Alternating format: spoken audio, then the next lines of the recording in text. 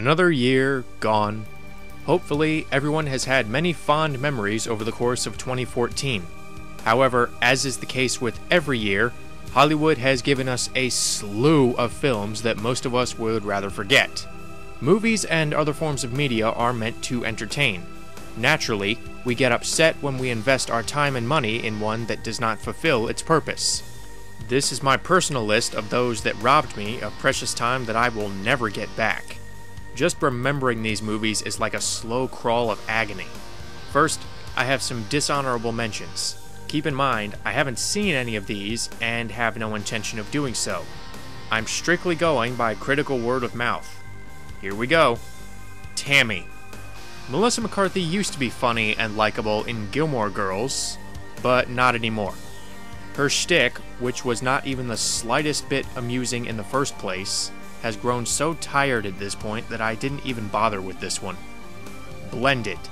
I said last year that I was not watching any more atrocities that Adam Sandler and his cronies put out, and I stand by that statement. A Haunted House 2.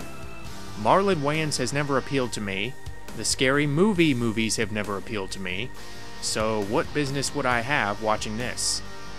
Ouija. I don't typically go to the theater for horror films, but I can at least respect when a good one is made.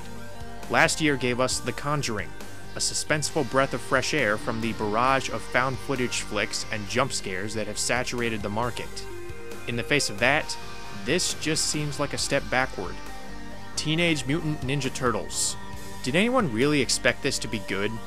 I've heard many positive responses to the new show, which has several talented individuals working on it.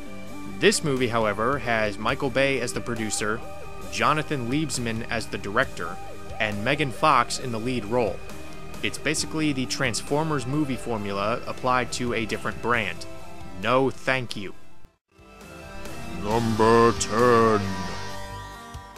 300, Rise of an Empire. To this day, I can't fathom why something as mediocre as 300 needed a prequel, parallel, sequel thing like this. I will admit that there aren't a whole lot of movies like that. The only one that comes to mind is The Lion King 1.5, which worked because it went in a more comedic direction than the original film. This just feels like a cheap imitation of its predecessor's comic book style. The story is weak, many of the characters are forgettable, and the effects somehow look worse than the original movie. However, the film has two assets that prop it up. Sullivan Stapleton as the hero and Eva Green as the villainess. These two are so passionate and fantastic in their roles that they almost transcend the lackluster script. However, even they can't save the movie, which just comes off as unnecessary at the end of the day. I would recommend simply watching the first film, but that wasn't very good either. Disregard both of these and watch Spartacus, which benefits from much stronger writing and a better balance of style and substance. Number 9. The Amazing Spider-Man 2. In trying to compete with Marvel's cinematic universe, Sony has repeated many of their past mistakes and brought us the worst Spider-Man movie in the franchise. Spider-Man 3 may have been overstuffed with unnecessary characters, but it at least had charm and surprisingly good pacing. This one, on the other hand, comes across as the studio trying to build a Spider-Man cinematic universe that nobody wants to see. Mixing in a scattered narrative, an insufferable love story, a topical soundtrack, seemingly endless fan service and sequel bait, an inconsistent tone, and villains that are weak at best and irritating at worst, this movie further diminishes the webhead's increasingly tired franchise. Oh, and the game sucks too. Instead of watching this movie crumble under the studio's ambition, revisit the more thoughtful Sam Raimi trilogy. Number 8. I, Frankenstein. That's Frankenstein. It's an underworld sequel. That may not be the official description, but it is the best way to describe this generic bore of an action movie. The idea is interesting enough. What would happen if we followed Frankenstein's monster after the famous story, assuming that he didn't cremate himself along with his creator? Instead of expanding his character and exploring the human condition, Let's throw the creature into a war between demons and gargoyles. The script goes through the motions of a typical fantasy adventure flick like this, with little deviation. As a result, the actors are left with little to work with. Aaron Eckhart, playing the monster, gives it his all in an admirable yet futile effort to save the film. But the weak narrative crumbles around him. The supporting actors like Miranda Otto, Bill Nye, Jai Courtney, and Ivan Strahovski are not quite as passionate, but it's hard to blame them given the script. However, a few decent action scenes might make this movie a fine guilty pleasure for those who are undemanding in their popcorn flicks. Number 7. Pompeii. All that needs to be said about this movie is that it's directed by Paul W.S. Anderson of Resident Evil fame. Contrary to what you may think, considering the title, the actual eruption of Mount Vesuvius is merely a backdrop for a cliched and uninteresting love story between Kit Harington's bland gladiator character and Emily Browning's princess-esque damsel. Jared Harris, Carrie-Anne Moss, and Adewale, that guy, are alright. But Kiefer Sutherland gives one of the worst performances of his career as the mustache-twirling villain. The tragic destruction of Pompeii is reduced to a CGI mess that only serves to make the action look cooler during the climax.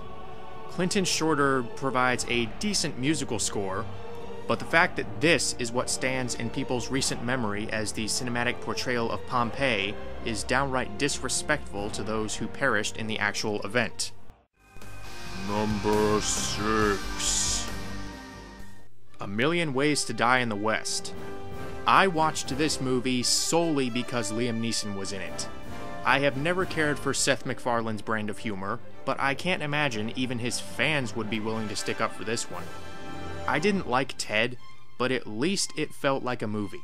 This just feels like a series of cringeworthy sketches, most of which are focused on one joke.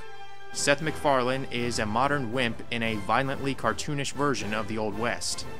After a while, his constant complaining becomes irritating, although it pales in comparison to the number of immature jokes made by other cast members like Giovanni Ribisi and Sarah Silverman. Much of the humor elicits revulsion rather than laughs. Charlize Theron and Liam Neeson fare far better with their serious performances, but I couldn't help wishing that they were in a more serious movie. The characters are annoying, the story is poorly structured, the jokes aren't funny, and the script just lacks any semblance of verisimilitude. If you're looking for a comedic take on the Western genre, you might try Blazing Saddles or Richard Donner's adaptation of Maverick. Number 5. Vampire Academy. I've made no secret of the fact that I am tired of the never-ending film adaptations of young adult novels. This one attempts to break the mold, as well as deal a blow to Twilight, by going for a more comedic approach to vampirism. What we get, however, is a film with some of the worst pacing I've ever seen, never once taking time to breathe or allowing the audience to digest what's going on. The constant barrage of unfamiliar terms completely destroyed any interest that I may have had in the characters. Featuring forgettable teen actors and phoned-in performances from Olga Kurylenko and Gabriel Byrne, the only bright spot is Zoe Deutsch. She at least sometimes gets in a few decent quips mixed in with the annoying ones. Skip this and check out one of the Dracula movies. Number 4.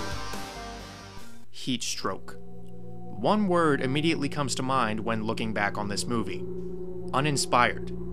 This is easily one of the most boring and uninteresting films of the year, which should not be the case with a survival story. When it comes to that genre, I've heard good things about Wild. Just go watch that and stay far away from this. Svetlana Metkina, without an ounce of credibility, plays a generic female survival expert. Stephen Dorff plays a generic struggling father, Maisie Williams is a generic bratty teen, and Peter Stormare, again, plays a generic bad guy. These cardboard cutout characters are not the least bit nuanced or interesting. In addition, whereas Vampire Academy went at breakneck speed, this movie's pacing is mercilessly slow and plodding. It doesn't help that every aspect of the plot is derived from better films. Throw in a few misleading posters, and you've got a really dull movie that is utterly devoid of suspense. If you want a much better survival story, watch All Is Lost. Number 3. Tarzan 3D. For years, I have been an avid supporter of motion capture, ever since Andy Serkis beautifully brought Gollum to life. However, this was just ill-conceived from the get-go. Performance capture films can work. Beowulf is a prime example of that. However, this seems indecisive about whether it wants to go for a photorealistic approach or a stylized cartoon aesthetic. What we get is a creepy-looking hybrid with awful performances all around. I'm sure Kellen Lutz is a friendly guy with many talents, but acting is not one of them. He ruins Tarzan in the same way that he ruined Hercules, trading wooden delivery after wooden delivery with other lifeless characters in a terribly written story. Eventually, the focus shifts from the title character to a forgettable plot about some evil corporate money-making scheme. I don't care, and neither should you. Go watch the excellent Disney movie or the Johnny Weissmuller series if you want your fix of Edgar Rice Burroughs. Number 2. The Legend of Hercules. Once again, we are continuing the annual tradition of having 2 adaptations of the same story. In 2012, it was Snow White. In 2013, it was Die Hard in the White House. And now we have 2 Hercules movies. While these films may vary in quality, I don't think anyone will dispute that this is the worst one. We've already established that Kellen Lutz can't act and doesn't remotely have the presence to pull off the mythical hero. The effects look shockingly outdated, the costumes look like they were purchased at a Walmart, and the film is all around poorly made. The performances are terrible all across the board, with the only 2 people coming out with any sort of dignity being Rade Sherbeja and Liam McIntyre. What are you doing here? I know you weren't as good as Andy Whitfield, but come on, you're better than this. The Dwayne Johnson flick is nothing groundbreaking, but it functions well enough as a popcorn movie and is infinitely more entertaining than this.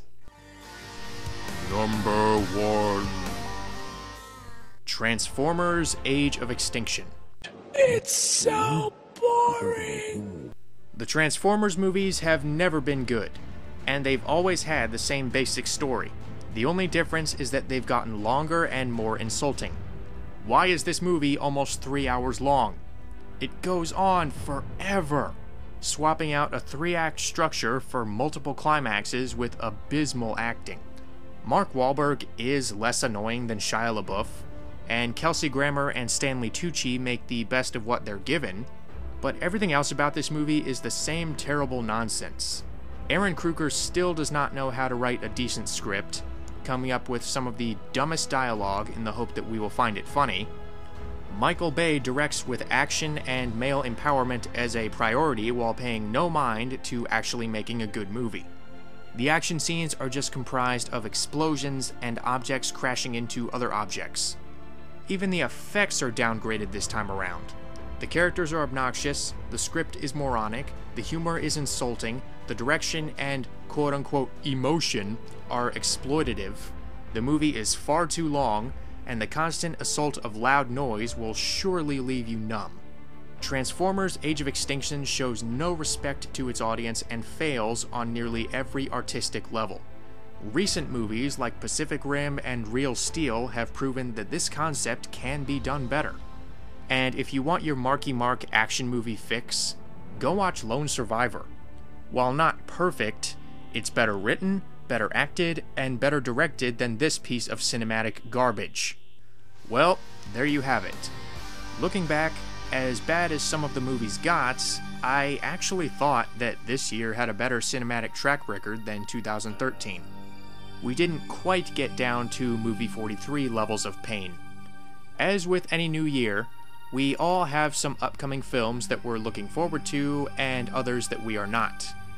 The entertainment industry has always had its ups and downs, serving as a medium for both endless creativity and hollow cash grabs. Here's hoping that 2015 will be abundant with the former.